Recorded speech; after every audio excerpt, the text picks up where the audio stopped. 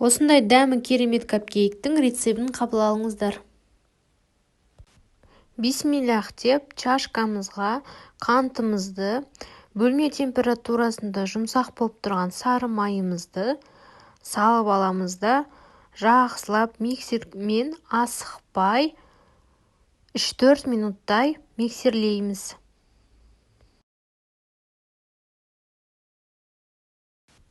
Одан соң бөлме температурасында тұрған жұмыртқамызды бірінен соң бірін салып жақсылап миксерлейміз. Шым-шым тұз қосамыз. Одан кейін 1 чайный ложка разрыхлитель қосып, жақсылап араластырып,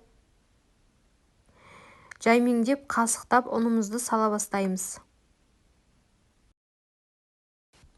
Ұнның бәрін қосып болған соң сүтімізді қосамыз.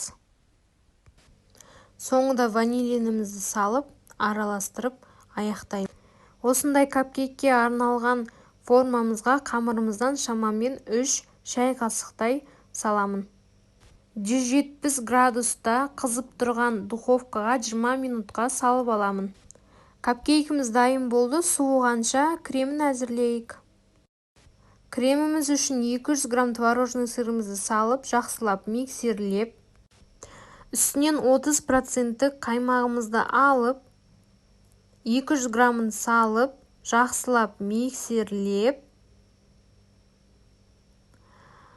сахарная пудрамызды қалағанымызша салып, жақсылап араластырамыз.